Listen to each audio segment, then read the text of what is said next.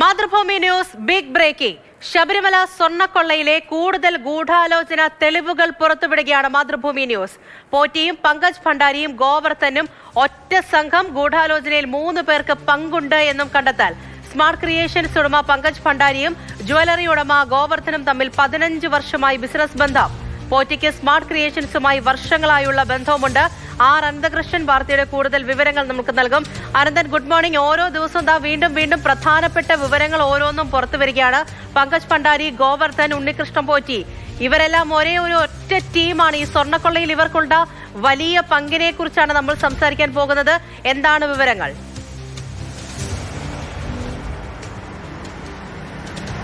പൂജ, ശബരിമല സ്വർണ്ണക്കൊള്ളയുമായി ബന്ധപ്പെട്ട നിർണായകമായ അടുത്ത ഘട്ടത്തിലെ വിവരങ്ങളാണ് ഇപ്പോൾ പുറത്തു വന്നുകൊണ്ടിരിക്കുന്നത്. നമുക്കറിയാം, ശബരിമല സ്വർണ്ണക്കൊള്ളയിൽ ദേവസ്വം ബോർഡ് പ്രസിഡന്റ് അടക്കം, ആ കാലത്തെ പ്രസിഡന്റ് അടക്കം, ഉദ്യോഗസ്ഥരടക്കം ഉള്ളവർ പ്രതിയായി, അവരെല്ലാം ജയിലിലായി. അവരും ഉണ്ണികൃഷ്ണൻ പോറ്റിയും തമ്മിലുള്ള ബന്ധവും അവിടെ നടന്ന ഗൂഢാലോചനയും ഒക്കെ വ്യക്തമായ തെളിവുകളോടെ പുറത്തു വരികയും ചെയ്തു. അതിനുശേഷം ശബരിമലയിലെ സ്വർണ്ണക്കൊള്ളയിൽ തട്ടിയെടുത്ത ഉരുപ്പടികൾ ആരുടെ പക്കലേക്കാണ് പോയത്, അതിൻ്റെ റൂട്ട് എങ്ങനെയാണ്, ശബരിമലയ്ക്ക് പുറത്ത് എങ്ങനെയാണ് എന്നത് സംബന്ധിച്ചുള്ള വിവരങ്ങളാണ് ഇപ്പോൾ പുറത്തു വരുന്നത്. കഴിഞ്ഞ ദിവസം ശബരിമല സ്വർണ്ണക്കൊള്ളയുമായി ബന്ധപ്പെട്ട പ്രധാനപ്പെട്ട 2 അറസ്റ്റുകളാണ് നടന്നത്. അത് ചെന്നൈ സ്മാർട്ട് ക്രിയേഷൻസ് ഉടമ പങ്കജ് ഭണ്ഡാരിയുടെയും അതിനൊപ്പം തന്നെ ബെല്ലാരിയിലെ ജ്വല്ലറി ഉടമ ഗോവർദ്ധൻ്റെയും അറസ്റ്റാണ്. ഈ 2 പേർക്കും എന്താണ് ശബരിമല സ്വർണ്ണക്കൊള്ളയുമായി എന്താ ബന്ധം എന്നുള്ളത് കൂടുതൽ വ്യക്തമാവുകയാണ്. കാരണം ഉണ്ണികൃഷ്ണൻ പോറ്റിക്ക് ഈ 2 പേരുമായും വലിയ ബന്ധമുണ്ട്. അതിനൊപ്പം തന്നെ ഈ ഗോവർദ്ധനും പങ്കജ് ഭണ്ഡാരിയും തമ്മിലും വലിയ ബന്ധമുണ്ട്, ബിസിനസ് ബന്ധവുമുണ്ട്. അത് ഈ ഗോവർദ്ധനും പങ്കജ് ഭണ്ഡാരിയും തമ്മിലുള്ള ബന്ധം ഏതാണ്ട് 15 വർഷത്തിന് മുൻപ് മുതൽ തുടങ്ങിയ, ഏതാണ്ട് 20 വർഷത്തോളം അടുത്ത ബന്ധം ഉണ്ട് എന്നുള്ളതാണ് ഇപ്പോൾ മനസ്സിലാകുന്നത്. അതിനൊപ്പം തന്നെ ഈ 2 പേരുമായിട്ടും ഉണ്ണികൃഷ്ണൻ പോറ്റിക്കും അത്രയും വർഷം അടുത്ത ബന്ധമുണ്ട്. അപ്പോൾ ഈ സ്വർണ്ണക്കൊള്ളയ്ക്ക് ശബരിമലയ്ക്ക് പുറത്തൊരു ഗൂഢാലോചന ഇവർ 3 പേരും ചേർന്ന് നടത്തിയിട്ടുണ്ട് എന്നുള്ള കാര്യമാണ് വ്യക്തമാകുന്നത്. മാത്രമല്ല, ഈ വാതിൽ സമർപ്പിക്കുന്നതുമായി ബന്ധപ്പെട്ട് അതിന് 6 മാസം മുമ്പ് തന്നെ ഇതിൻ്റെ ഗൂഢാലോചന ആരംഭിച്ചു എന്നാണ് ഇപ്പോൾ മനസ്സിലാക്കാൻ കഴിയുന്നത്. അതിനൊപ്പം തന്നെ നമ്മൾ ഇന്നലെ പുറത്തുവിട്ട ഒരു വാർത്തയുണ്ട്. ഈ സ്മാർട്ട് ക്രിയേഷൻസ് 2019 മുതലല്ല ശബരിമലയിൽ സജീവമായത്. അതിനും വർഷങ്ങൾക്ക് മുമ്പ് തന്നെ ശബരിമലയിലെ സ്വർണം പൂശൽ ജോലികൾ സ്മാർട്ട് ക്രിയേഷൻസ് ചെയ്തിരുന്നു എന്നുള്ളതാണ്. അത് ശബരിമലയിലെ ഉപക്ഷേത്രങ്ങൾ കന്നിമൂല ഗണപതിയും നാഗരാജ ക്ഷേത്രവും മാളികപ്പുറവും 2009 സ്മാർട്ട് ക്രിയേഷൻസ് സ്വർണം പൂശി നൽകിയിരുന്നു, അതിൻ്റെ മേൽക്കൂരകൾ. അപ്പോൾ ആ സമയത്തുണ്ടായ ഒരു സംശയം, നമ്മൾ ഇന്നലെ പുറത്തുവിട്ട സംശയം, ഈ ശബരിമല സന്നിധാനത്തെ ഈ നാഗരാജ ക്ഷേത്രത്തിൻ്റെയും ഒപ്പം തന്നെ ഗണപതി ക്ഷേത്രത്തിൻ്റെയും കലശങ്ങൾ, അത് 98 സ്വർണം പൊതിഞ്ഞതായിരുന്നു. ആ കലശങ്ങൾക്ക് എന്ത് സംഭവിച്ചു എന്നുള്ള സംശയവും നമ്മൾ ഉന്നയിച്ചിരുന്നു. അപ്പോൾ ഒരു കാര്യം വ്യക്തമാണ്, ഈ ഉണ്ണികൃഷ്ണൻ പോറ്റി 2009 ശബരിമലയിൽ സജീവമാണ്. ആ സമയത്ത് തന്നെയാണ് സ്മാർട്ട് ക്രിയേഷൻസും രംഗപ്രവേശം ചെയ്യുന്നത്. ആ സമയത്ത് ഗോവർദ്ധനും ശബരിമലയിൽ സജീവമായിട്ടുണ്ടായിരുന്നു. അപ്പോൾ ഈ 3 പേരും 2009 മുതൽ തന്നെ ശബരിമലയിൽ നിന്ന് ഈ ഉരുപ്പടികൾ കടത്തിക്കൊണ്ടു പോകാനുള്ള ശ്രമങ്ങൾ, ഗൂഢാലോചനകൾ ആരംഭിച്ചു എന്നുള്ള സംശയമാണ് ഇപ്പോൾ ഉയരുന്നത്. ഏതായാലും അടിമുടി ദുരൂഹതയാണ്. ഇതിപ്പോൾ 2009 മുതൽ ഇവർ ശബരിമലയിൽ സാന്നിധ്യം അറിയിച്ചിട്ടുണ്ട് എന്ന തരത്തിലുള്ള കാര്യങ്ങളാണ് ഇപ്പോൾ മുന്നിലേക്ക് വരുന്നത്. നമ്മൾ തന്നെയാണ് ആ വിവരങ്ങൾ പുറത്തുവിട്ടത്.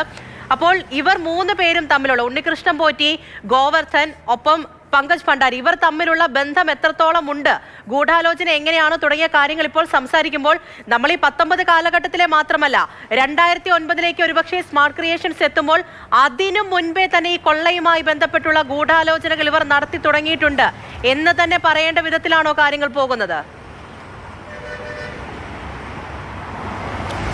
പൂജ, തീർച്ചയായിട്ടും. കാരണം 2009 സ്മാർട്ട് ക്രിയേഷൻസ് ശബരിമലയിൽ സ്വർണം പൂശിയത് smart creations gold coating project 2009 at Sabarimala എന്ന ഒരു പ്രോജക്റ്റിൻ്റെ പേര് തന്നെ അങ്ങനെയാണ്. അപ്പോൾ സ്മാർട്ട് ക്രിയേഷൻസ് നേരിട്ട്, അതായത് മറ്റ് ഇടനിലക്കാരോ സ്പോൺസർമാരോ ഇല്ലാതെ സ്മാർട്ട് ക്രിയേഷൻസ് നേരിട്ട് ശബരിമലയിൽ അന്ന് വന്ന് ഈ 3 ക്ഷേത്രങ്ങൾക്ക് മേൽക്കൂര സ്വർണം പൂശി നൽകി എന്നാണ് നമുക്കിപ്പോൾ മനസ്സിലാക്കാൻ കഴിയുന്നത്. ഇത് സംബന്ധിച്ച് 2011 ഇവർ ഫേസ്ബുക്കിൽ ഒരു പോസ്റ്റ് ഇട്ടിരിക്കുന്നത്. അന്ന് ഈ സ്വർണം പൂശുന്ന ജോലികൾ നടക്കുന്ന ചിത്രങ്ങളുമൊക്കെ ഉൾപ്പെടുത്തിയിട്ടുണ്ട്. അപ്പോഴാണ് നമുക്ക് പ്രധാനമായും സംശയം ഉയരുന്നത്.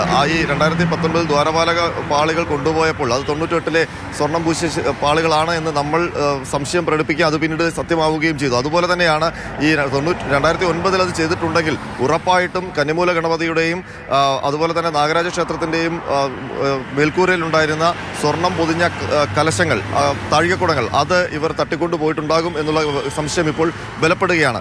മാത്രമല്ല ഈ നേരത്തെ ഈ പങ്കജ് ഭണ്ഡാരിയും ഗോവർദ്ധനുമൊക്കെ മൊഴി നൽകിയിരുന്നത് ഈ സ്വർണം ശബരിമലയിൽ നിന്ന് കൊണ്ടുപോയ സ്വർണം ഉരുക്കി അതിൽ നിന്ന് സ്വർണം ഞങ്ങൾ തട്ടിയെടുത്തു, അത് ഗോവർദ്ധൻ്റെ പക്കലുണ്ടായിരുന്നു, അത് റിക്കവർ ചെയ്തു എന്നൊക്കെയുള്ള വാർത്തകൾ വന്നു. അപ്പോൾ നമ്മൾ കഴിഞ്ഞ ദിവസം ഈ ഗോവർദ്ധൻ്റെയും പങ്കജ് ഭണ്ഡാരിയുടെയും റിമാൻഡ് റിപ്പോർട്ടിൽ SIT പക്ഷേ ആ സ്വർണം ശബരിമലയിൽ ആണ് എന്ന് കൃത്യമായി വിവരിക്കുന്നില്ല. സ്വർണം ഈ ഗോവർദ്ധൻ്റെ കയ്യിൽ നിന്ന് കണ്ടെടുത്തിട്ടുണ്ട്, പങ്കജ് ഭണ്ഡാരിയുടെ കയ്യിൽ നിന്ന് റിക്കവർ ചെയ്തിട്ടുണ്ട് എന്ന് പറയുന്നുണ്ടെങ്കിലും അത് ശബരിമലയിലെ സ്വർണ്ണമാണോ എന്ന് ഈ റിമാൻഡ് റിപ്പോർട്ടിൽ സ്ഥിരീകരിക്കുന്നില്ല. മാത്രമല്ല ശബരിമലയിലെ യഥാർത്ഥ സ്വർണം കണ്ടെത്താനുള്ള അന്വേഷണത്തിലാണ് എന്ന് പറയുന്നു. അപ്പോൾ ഒരു കാര്യം ഉറപ്പാണ്, ശബരിമലയിൽ നിന്ന് കൊണ്ടുപോയ സ്വർണ്ണപ്പാളികളൊന്നും ഇവർ ഉരുക്കിയിട്ടുമില്ല, സ്വർണം വേർതിരിച്ചിട്ടുമില്ല. ഇത് പങ്കജ് ഭണ്ഡാരി വഴി മറ്റ് രീതിയിലുള്ള ഒരു ബിസിനസ്സിലേക്ക്, ഒരു കച്ചവടത്തിലേക്കാണ് പോയതെന്നാണ് ഇപ്പോഴും ബലമായി നിൽക്കുന്ന സംശയം. അപ്പോൾ പങ്കജ് ഭണ്ഡാരിയും സംഘവും ഈ ആൻറ്റീക് ബിസിനസ് നടത്തുന്ന ഒരു സ്ഥാപനം അവർക്കുണ്ട് എന്നുള്ള കാര്യം വ്യക്തമാണ്. അത് മാതൃഭൂമി നേരത്തെ പുറത്തുവിട്ടതാണ്, മന്ത്ര ക്രിയേഷൻസ് എന്ന് പറയുന്ന സ്ഥാപനം. അപ്പോൾ അതിൻ്റെ മറവിൽ ഇവർ ഈ പൗരാണിക മൂല്യമുള്ള ശബരിമലയിലെ ഉരുപ്പടികൾ വിറ്റതാണോ, അത് മറ്റാർക്കെങ്കിലും അന്താരാഷ്ട്ര തലത്തിലുള്ള സംഘങ്ങൾക്ക് കടത്തിക്കൊടുത്തതാണോ എന്നൊക്കെയുള്ള സംശയങ്ങളാണ് ഇപ്പോൾ ഉയരുന്നത്. ഏതായാലും ഈ സ്വർണ്ണക്കടത്തിൽ പങ്കജ് ഭണ്ഡാരിക്കും ഗോവർദ്ധനും ഉള്ള പങ്ക് SITക്ക് കൃത്യമായി മനസ്സിലാക്കിയിരിക്കുന്നു. അതിൻ്റെ അടിസ്ഥാനത്തിലാണ് അവരെ അറസ്റ്റ് ചെയ്തത്. അത് സംബന്ധിച്ച് കൂടുതൽ തെളിവുകളാണ് മാതൃഭൂമി ന്യൂസ് ഇപ്പോൾ പുറത്തുവിടുന്നത്. അതായത് 2009 പ്രധാനപ്പെട്ട വിവരങ്ങൾ ഓരോന്നും ഇപ്പോൾ നൽകിക്കൊണ്ടിരിക്കുന്നത്.